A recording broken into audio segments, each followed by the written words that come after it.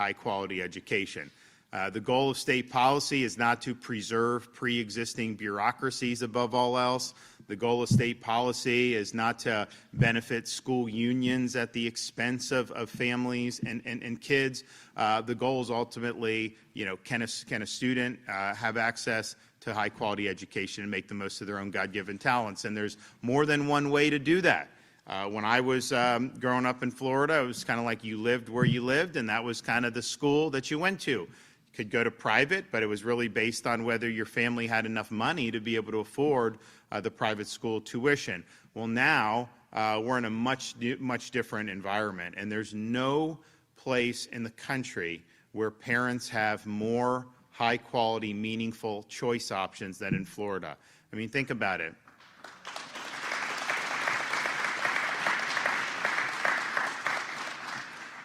Just think about school districts.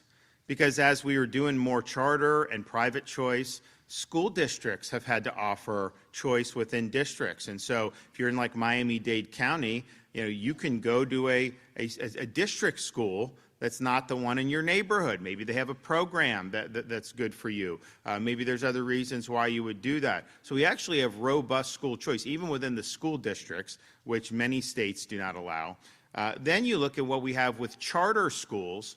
So charter schools are public schools, but they're not run by the school district, and generally speaking, and they're not influenced by the school unions. And I think that that's something that's really, really important. I mean, we've done a lot on teacher pay since I've been governor. So because you would say, oh, you need more funding. So you'd send funding to the school districts from the state, and it would never end up going to teacher pay, the bureaucracies, this, that, all these other things. So we said, all right, we're just going to create a part in the budget. The only thing this can be used for is increased teachers. So we sent it, and we started, we started maybe $500 million. We're now asking for this year in my budget, and I think we're probably going to get support in the legislature, $1.5 billion just for teacher. That's it.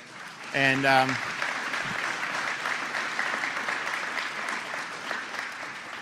And so we've been able to increase the average minimum salary by 20%. We also have the highest now in the Southeast, and great. But as we do that, you get the money. It can only be used for teacher salary, and I have to have Stasis going out having to police because the unions are withholding the pay increase for teachers because they're using it as leverage to bargain for other things. And so how many, they still have outstanding? So right now, we did $1.35 billion in current year budget just for teacher pay, went into effect the budget July 1st of last year. And today we still, out of 67 count, we have 11 school districts that have not implemented any of the teacher salary increases because they're concerned. So it's like, why would you do it? So you can understand why a charter would want to be free from the politics of that. That's having an agenda. That's not doing what's right for the teachers if you're withholding. If you were doing what's right for the teachers, you'd have got that money out immediately and increased the salaries immediately. So the charter, they can operate separate from that, and they have a little bit more freedom to innovate. The thing about charter is that they don't get any students as a matter of right, like it's either parents have confidence to send or not.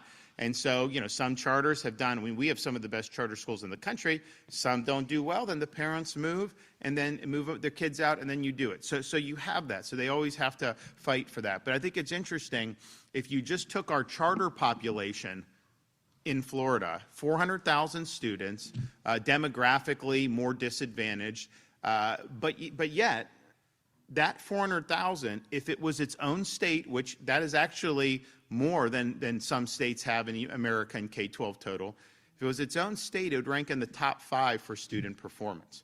So it just shows you, you just need the right tools you can do. Now, we also have embraced homeschool and made sure our homeschool families had support they need. And that could be involved with a lot of things like, you're homeschooled, you still can play sports, at your local school, participate in activities. And so we've supported that. Also, our scholarships now, parents are able to use those ESAs to get access to tutoring and supplies and books and all that other stuff. So that's been a huge, huge thing. But then, of course, we have our private scholarships that have really changed the game. So when I became governor, we had about 100,000 kids on scholarship, and it was effectively capped because it was related to corporate tax credit scholarships. You had a Supreme Court decision that had happened, I think, in like the late 90s, sometime in maybe early 2000s, which said you couldn't have school choice effectively where parents control the money. The only reason you could do tax credit scholarship is because it never actually went into the government's coffers. And so that's the distinction that was drawn. We didn't think that the one decision was right about not having direct scholarships, so we did direct scholarships. And my first month as governor, we replaced 3 Supreme Court justices who were against scholarships with 3 who were in favor of them. And that basically removed that impediment to be able to get the scholarships in the hands of these families. And so we did it, and we've grown the program. And then a few years back, we went to totally universal. So we started off basically, it was basically poor, working class, even middle class would get it. Now we're basically just like, look, the money follows the student. If you make 50 grand, 150, we're not going to parse that. Money will follow the student. And so we now have over 500,000 students on scholarships with our family empowerment program. And so I think that's more than probably the rest of the country combined, if you want to know the truth. So that's...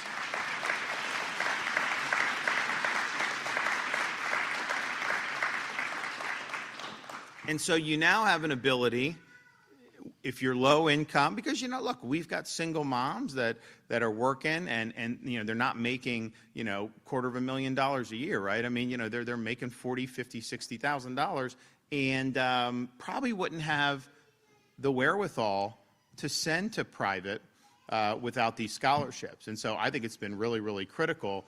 And now you're in a situation where you have some options between even the school district, the charter schools, and then where you can take your private scholarship money to do. And it's our belief that when you have those options, parents are going to go to the environment that's best for their kids. And that's not always obvious. Certainly an outsider can't necessarily do that, but this is something they did. So it's been very, very successful.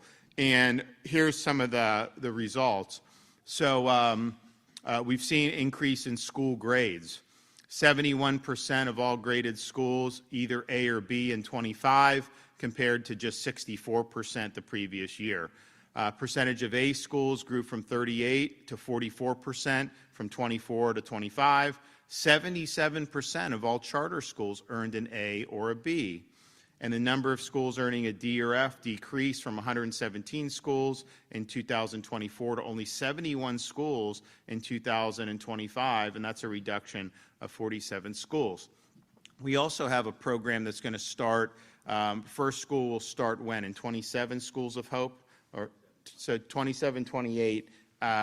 And basically, we've got a operator out of New York City, of all places, who has gone into some really tough areas there, and they have ridiculous results, like 92% proficiency in math and reading, where that's way higher than what you get, across the country, when these were places that basically no one was willing to work in. So there's some areas that have failed, that have had, failing schools, that they're going to be able to go in and operate, kind of these schools of hope, which is a lifeline to the parents in these communities. And so I look forward to being able to do that. You hear some static out there, but they're going to take over, all these schools. No, you're talking about, a relatively modest number here. Maybe over half a dozen in Miami-Dade, maybe in Broward, and a handful of spots. Maybe someplace in Tampa. I don't know, but you'll definitely have some in Southern Florida. And you know what? If people don't want to go there, then don't go there. But I will tell you, when you have a recipe that has succeeded, parents are going to respond to that and respect that. So we're excited for what we've been able to do. We've obviously been the leader on this. We're ranked #1 in education freedom every year now. We're ranked #1 in parental empowerment every year now.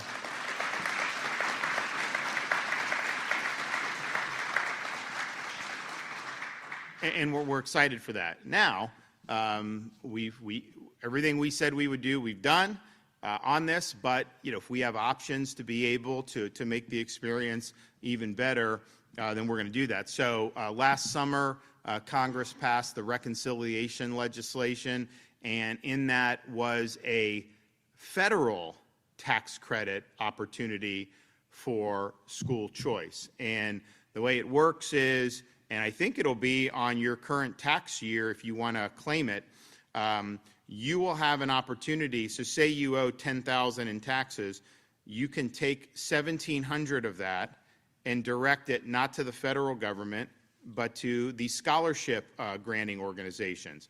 And so how much money is the program going to end up getting? It depends on what individual taxpayers do. We did, when our tax credit is corporate tax credit. I think that makes more sense than individuals, just because the corporate, you can call up and say, hey, can you do this or whatever. There's only so many, people that are filing corporate taxes, and so you can really get a lot of people to do it. And I've had conversations over the years when they were getting attacked by activist media, kind of the woke mob. Oh, you're funding a scholarship where kids are going and they're teaching, Christian, oh my gosh, oh, that's bad. And so, but the thing is, some of these executives, they get spooked. They don't want controversy. But the lesson on all that is, that mob comes after you. If you blink, they know they've got you, and they'll keep coming back and back. If you tell them to pound sand, they'll squeal. They'll squeal. They will squeal. They'll squeal, but you know what? They're not gonna mess with you anymore, because they know you don't care. And so we had to kind of fortify some of the folks that were in our scholarship program on the corporate side. So the bottom line is, we don't really know how many taxpayers are going to opt into this or not. So we don't know exactly, and we don't know how many states, are going to ultimately participate in this. But there is going to be some level of money to where students will be able to be eligible for some of these scholarships. And so this will start January of 2027. It's interesting, they basically said the states have to opt into it. I'm not sure why they did that, because, quite frankly, Florida, we've already done it, right? So a state that's inclined for school choice has probably done something on its own. Where you really need these scholarships, you need to get into Chicago and give these kids a lifeline, right? You need to get into Los Angeles. You need to get into some of these places, Baltimore, where they've had a lot of problems, but the unions control the education system. The Chicago Teachers Union, it's basically like Karl Marx, it reincarnated with their agenda. Very hyper-left, hyper-partisan, very mean during COVID to the students. They wanted the students out of school, locking the kids out. And then meanwhile, you'd see some of these folks in the Chicago Union, they'd be in the Bahamas just having a great time. That's the kind of stuff you're doing. So really, really partisan political control over some of these school districts. But the problem is I don't think those states are going to opt into it. And so you're basically in a situation where probably it's going to be Republican states that are going to, by and large, opt into it. I don't know why you wouldn't opt into it, but I think it's just a political thing with school unions, because this will introduce some competition. But I think if you could airdrop in scholarships, to people in the south side of Chicago, the union wouldn't like that, but boy, that could potentially be game-changing for those students. And so maybe they'll get there at some point, but as it stands now, states have to opt in. So when we looked at it, obviously, philosophically, we're in favor of doing it. We want to make sure it's not going to subtract from what we're already doing or somehow do that. And I think they haven't finished the regulations. They're still working on it in the Treasury Department, but I think we're confident that this is something that could be beneficial. So on School Choice Week, I can announce that Florida will be participating in this new federal education freedom tax credit. This will be something that will start January of 2027 for taxpayers to be able to do. This will allow students to get, so we basically have these ESAs. So if you're already paying tuition and you have everything, you could still get that and maybe do tutoring with it. Maybe you can do some additional supplies or books or other things to help advance the growth of your child. So it gives parents more resources, more options. We obviously, as these regulations are proposed, if there's anything in there that is somehow not going to be kosher for how Florida does it, we'll let them know. That's certainly not their intent. And so we just need to make sure that all that. But I think this could be something that's really meaningful. I think it'll supplement the great stuff we're already doing here. Probably is going to be pretty groundbreaking in states that have not yet gone down the road of school choice. But here we are further empowering residents and families to be able to make the most. And I'll tell you, look around the country. We've got these scholarships with the kids for special needs. They go to these schools, and that's what the school is geared towards. I can tell you those schools would not exist without our scholarship programs. I mean, that's how they basically are able to operate. And so we've had parents that will move from other states to Florida because they used to call them Gardner scholarships. I guess they changed. I don't know why they changed, or they changed the name on it. But it was really good, and it still is good. So you have that. The homeschooling. We have one of the biggest homeschool populations. Where do we rank in homeschooling? Do you know? At the top. Well, you know who actually is good in, so we do good in homeschool because we embrace it and we empower. I think California has a lot of homeschool too, because they're running for cover. That's why they're doing it. It's like, they don't want their second grader taught that there are 97 genders. And so they just they're opting out. They're done. Sorry. So I think they have a pretty big, but we have a big population too. And we're really, really proud of that. Proud of our charters. I mean, proud, we're doing classical academies. I mean, I was just talking to a friend of mine that runs one of them up in Northeast Florida. Classical education in a charter setting, and it's very high quality. You have more specialty schools that can develop that focus on certain, not niche, but certain specialties. And that's really, really positive. So I think the best is yet to come, because as we've empowered parents, you now have the ability to almost mix and match the education experiences. With our program, if you had a group of homeschool parents, they could pool some of their ESA money, and they could bring, maybe there's a good teacher at the local public school in government. Then, well, you could do and hire to come in and teach the dozen kids that are being homeschooled. You can do all kinds of things that I think are really innovative. So I want to thank everybody for being a part of that. I think this is going to supplement our efforts in a good way. What we don't want is the schools to just simply see this money's there and then raise the tuition. That's not what we want. We want the parents to actually benefit. So we'll be watching on that and seeing kind of how all that shakes out with that. And then, we do have some private schools that don't accept the scholarship. And we disagree with that. I mean, I think that they'll say, well, we just don't want to be entangled with anything. But, that's not what the state has done. The parent is the one that's ultimately directing it, not us. And so they're doing it. I think it's just because, they don't necessarily want to have people from lower demographics going to the school. And I think that's unfortunate because, you have opportunities to really lift people up. But nevertheless, I think 90-some% do accept it. And we're thankful that they accept it. So, all right, well, we'll hear from our Hammer Education Secretary, Stasi Kamoutsis. Come on up.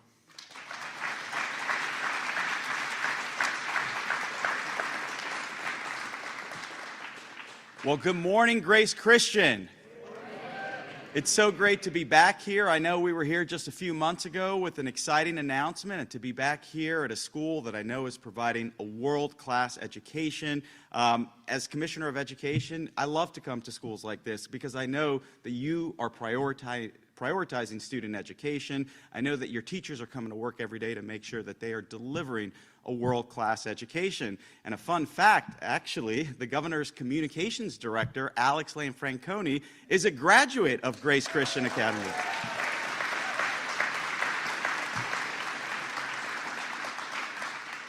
Thank you, Principal, for hosting us today. It's great to be back here. And thank you, Governor, for bringing us together for this very important announcement. As you said, we are halfway through School Choice Week, and a week it is to celebrate educational freedom and the opportunity that it is providing to students across the state, and hopefully now with this important announcement across the nation. In Florida, that principle guides all that we do, and our students are better off because of it. This week has been a time to showcase Florida's leadership in building the largest and most comprehensive school choice program in the nation. At a time when many states were beholden to education monopolies, this governor demonstrated the leadership that he always does and expanded our school choice program to universal school choice in 2023, truly being a model to the nation.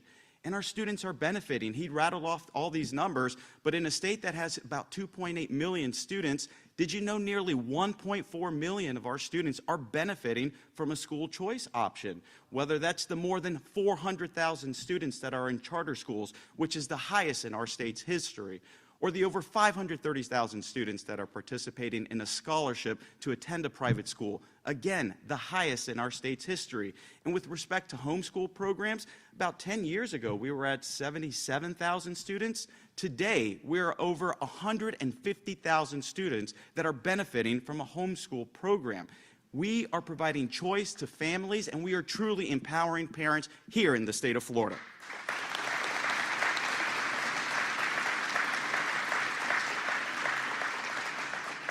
Now, today's announcement builds on that momentum by further strengthening our already robust school choice programs.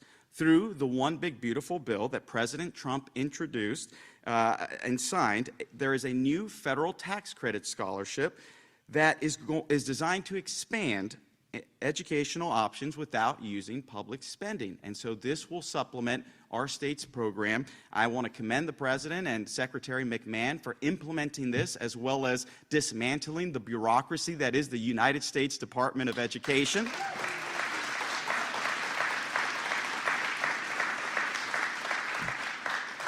And by opting into this program, Florida will now enable more low-income families to pursue private schools, homeschooling options, and other educational opportunities that best meet their child's needs. The more that we're able to fund these families, the more it seems like a likely opportunity for their child to benefit from school choice.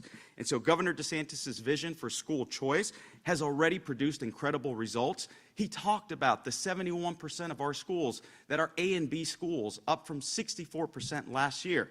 That's nearly 250 schools that are now an A or B school that weren't like that the year before. Hundreds of students, thousands in some cases, of students going to these schools that are now benefiting. We talked about the 77% of the charter schools that are also now A and B schools. And a stat that I'm really proud of, we went from 117 DNF schools last year to now 70, down from 47. That is huge for families across the state because Florida continues to deliver meaningful academic gains for all types of schools. Florida also achieved a historic 92.2% graduation rate, which is the highest in our state's history. And just last summer, we talked about our proficiency in English and mathematics, where students in English language arts are now, from the inception of progress monitoring, about 115,000 more students are demonstrating proficiency in English language arts, and about 100,000 students in math. That's hundreds of thousands of students and families across our state that are benefiting from school choice. Why? Because as school choice has expanded, student achievement has risen.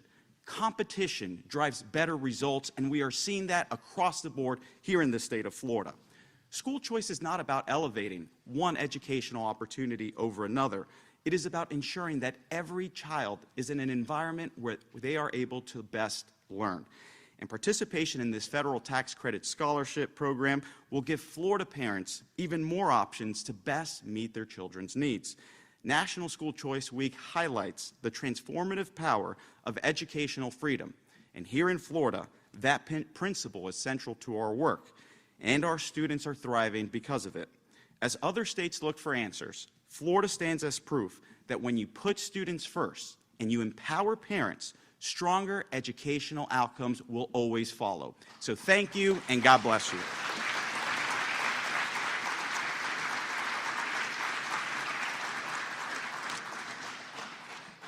Good morning. Thank you so much for being here. On behalf of my wife and our staff and students, we're thrilled to welcome the governor back to Grace Christian for the second time. We're proud to have you on our campus, and we're certainly proud to have you as our governor. You know, I'm generally a proponent of term limits, but I wish there was an exception that we could make in your case. I say to the governor, thank you for your consistent leadership on behalf of the families of Florida. When COVID hit, the governor chose freedom over fear and made it possible for schools like ours to stay open. He never forced masks, kept teachers in the classroom, and you protected our rights to worship in person. You are the reason we call this the free state of Florida.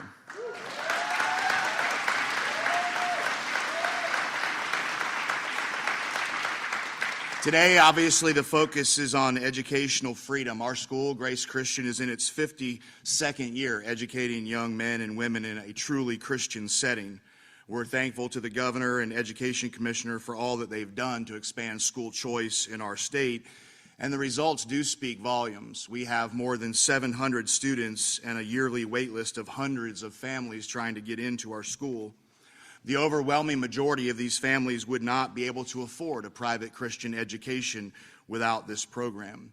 And as our students come here, we're able to educate them in a Christian environment. We're able to freely talk about the gospel, that Jesus Christ died for our sins, was buried, and rose again for all of mankind.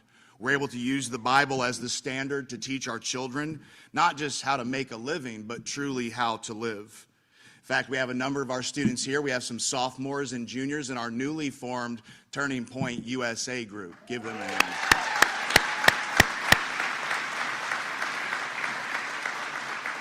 I know that these students and their parents at Grace Christian are so thankful for this program and the opportunities it affords them. Thank you, Governor DeSantis. Thank you, Commissioner Stasi. I talked to Alex this morning. This is great because I talked to Alex. He's like, are you nervous talking around the governor? I said, I'm only nervous about saying Stasi's name. He said, Stasi's one of us. Just call him Stasi. So there you go. But thank you so much. I'm prayerful that whoever leads our state next will have the same convictions and resolve as this great governor. Thank you for being here.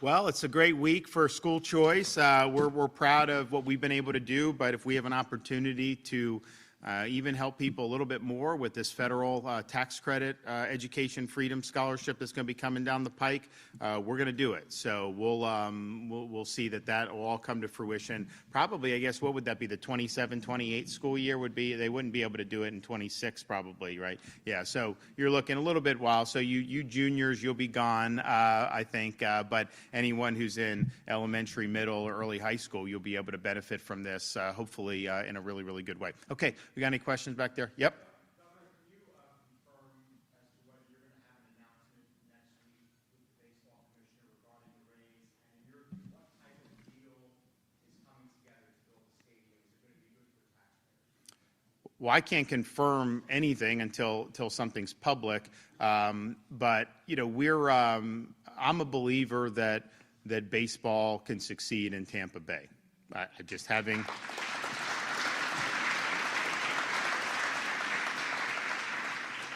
You know, having grown up in the region, we had so many people that love baseball, and honestly, very few hockey relative. And yet, look how successful the hockey team is at drawing fans. So I think people want to participate. I think you got to have a venue that makes sense for them to travel to. And I think that just in this day and age, I think you got to have some other stuff, around it. So I know that there's a vision from the Rays leadership to not only have a stadium, but to have accoutrements around it, where you have restaurants and hotels and other things, shopping, so that it's something that even if you don't like baseball, you'd still maybe have fun going out and doing it. And so I know they're working on looking at venues, and they're going to work with whatever local governments on that. But I will say this.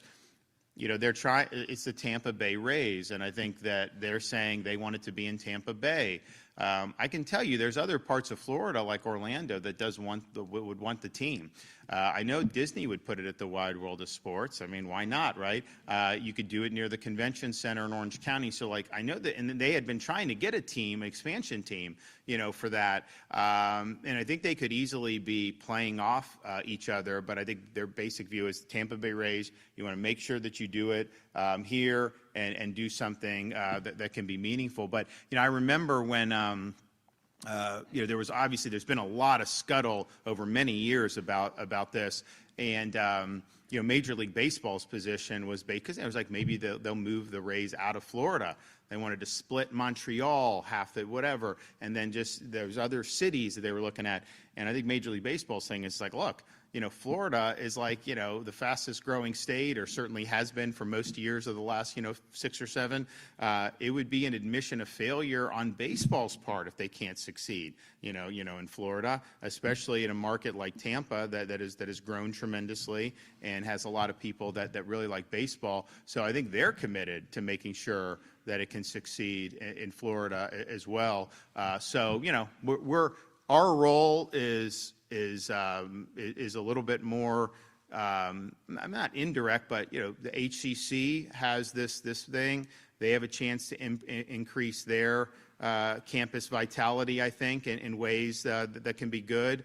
I've toured that campus. Some of these buildings are old. You got to put all this money in deferred maintenance, and maybe you just reimagine it. I'd rather spend the money like that. And then we have some state buildings in that plot that honestly our juvenile justice has always planned to leave, so that's going to leave no matter what happens. And then we've got one that we lease to the county, and there's a FDLE that's always wanted to leave there. So our role could be to just help HCC negotiate something that's going to be good for them and be good for the Rays, and we're happy to do that.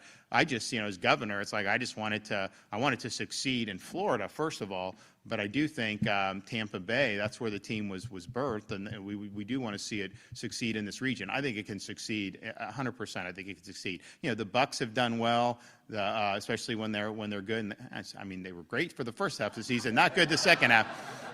So that was frustrating. The Lightning have done tremendous, but you have certain ingredients there that make it something that's really, really special. So I think that. From what I've seen out of the team now, they understand that kind of the assignment in terms of how do you make this something that's viable over the long term, and how do you get enough fan interest to be able to do it. And I know they've looked I know Pinellas, there was Rocky with trying to get something there, so they're looking more at Hillsborough, all this other stuff. Obviously, here where we are now, you guys would rather it be, by Raymond James, right? It's just an easier commute to you.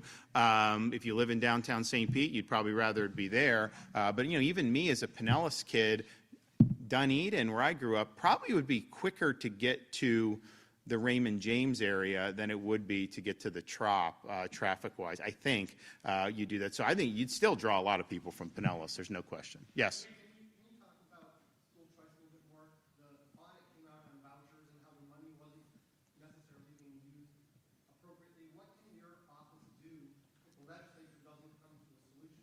Well, they are going to. The Florida Senate has passed legislation along this line. We're going to get something done on that. Think about it. This is more school choice than every other state in the country combined.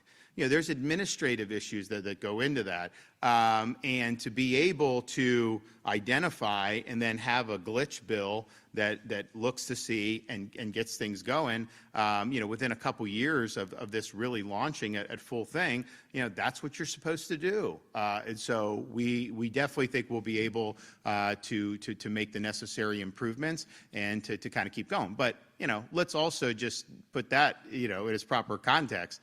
This has been massively successful for many, many people in this state, hundreds of thousands. I get, if I'm walking in like a gas station, like people come up, there's certain things they say, right, in terms of, during COVID it was thank you, whatever, saved my job, thanks for not telling them that I didn't have to take the shot, whatever that, thanks for having my kids in school, thanks for liberating them from masks, all that, but as we got beyond that, a lot of thanks for the scholarship.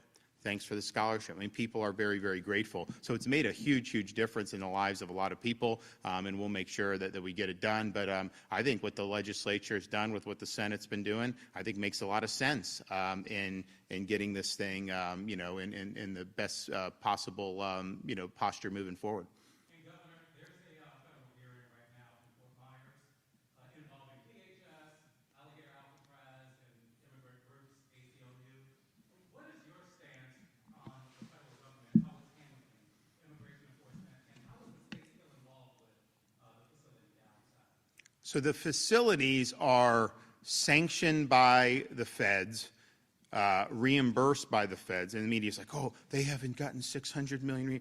We haven't spent $600 million. That was an authorization at the beginning. That's going to obviously take a lot of time to get there. We've been approved for the reimbursement, and that will happen. But once DHS decides who goes in, whether that's the depot in Baker, whether that's the Alligator facility, they decide who, and then our folks that we have in these positions, they process them, they stage them. There's immigration judges now on site at both of these facilities, hopefully rapid processing. I mean, here's the thing. Look, if you really have a right to be here, then you shouldn't be, involved with immigration authorities. You should go on your way. But, if you don't have a right to be here, we should, determine that quickly and finally, and then repatriate you to your home country. And so you're having that there. So they're in both of those facilities, and then DHS will then take from there. So they run flights out of the airport down at Alligator Alcatraz, which is right on site. That's one of the reasons why that facility was identified, because you literally just drive them a couple thousand feet, they go on a plane and gone. Baker County, we like that because it was a pre-existing facility. It didn't cost us a lot of money to stand it up. Even though we get reimbursed, we still want to, do things as economically as possible. So they have to usually they go to Lake City Airport, which isn't far, but you got to get them in a van and kind of go from there. So we've been able to, help effectuate, a lot comparative, to what the previous 4 years of deportation flights out of the state of Florida. And our state, and look, it's interesting. Remember, January of 2025, a few weeks before Donald Trump took office, I called a special session of the Florida legislature. Why? Because I said the American people want immigration solved. They want the border stopped, but then they also realize you can't have 10 million people come in under Biden and just stay, that you have to have enforcement and removal operations. But I also understood that there are issues with doing that effectively. So we did a lot of stuff in that special session that I called. The main thing was making sure that all state and local law enforcement agencies had a duty to assist DHS with interior enforcement. And now look at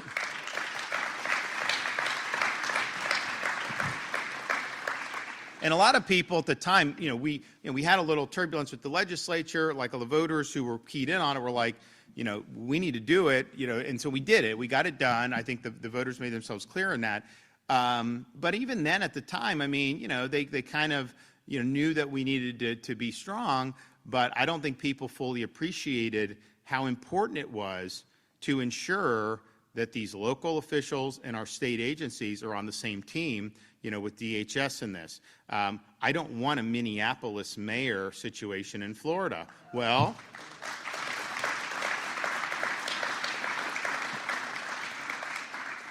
guess what? Because of that legislation that we insisted on, if you did have a situation where they were trying to, well, one, if they were even non-cooperative, refusing to cooperate, but if they try to sabotage especially, we have the ability to remove them from office, suspend them from their positions. And so there's real teeth into what we're doing. So we saw that would be. Now think about what's unfolded since then.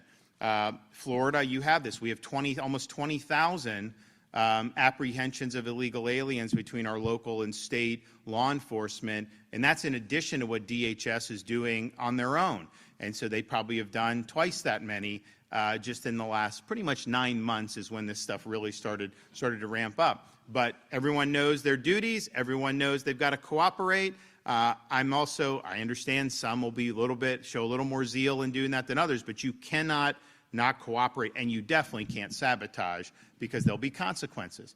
Well, if every state did that, you would not have some of the problems that we're seeing, around the country. That's just a fact. You have governor, mayor in some of these states, Minnesota and others, where, one, they refuse to cooperate. Why would you not? I mean, think about it. I don't care what your view is on immigration, but if you have someone who's here illegally and they commit crimes in your state and violate your state law, and then they're getting out of prison, why would you not have DHS come pick them up and send them home? Why would you release them into your communities?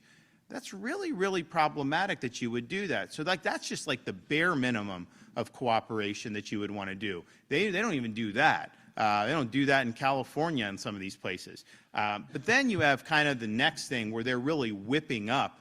And look, you can protest against this all you want, but that's different from impeding their ability to operate, from trying to sabotage the proper functions of federal law enforcement. And if you don't like the fact that someone here illegally is going to be returned to their home country, you can run for office promising a big amnesty. You can do that. You have the freedom to do that. You won't win if you do that, but you have the freedom to do that. So what they're doing is really, it's a form of interposition, basically, because it's funny, it's not funny, it's sad. When Biden was in, we did legislation saying it's illegal to enter the state of Florida if you're an illegal alien. And the court said, no, that's immigration's federal. You can't be creating your own crimes relating to immigration. It's all the federal government. So they will try to handicap and handcuff states that want to see federal immigration law enforced fully and the way it's written. Then you have a change of administration. They're trying to enforce, these laws, but then it's somehow okay for state and local to just kneecap the enforcement of that so that it's hard to get done. And you know what? They're doxing these agents. They're trying to create an environment where these people are harmed. So it's a very difficult situation when if you're on the street there and you have a target on your back. I mean, you've got people that are very well organized, and they're not just there to protest. I mean, some of these people are there to really stop what's going on and take matters into their own hands. And that's a really, really toxic situation, but it's been created because of some of these politicians and what they're doing. So Florida's been the opposite. We laid down the law very quickly. I understood. I saw what could happen if you didn't do what we did. We did it. I was right at the time, and obviously now, looking in hindsight, we were doubly right to do it.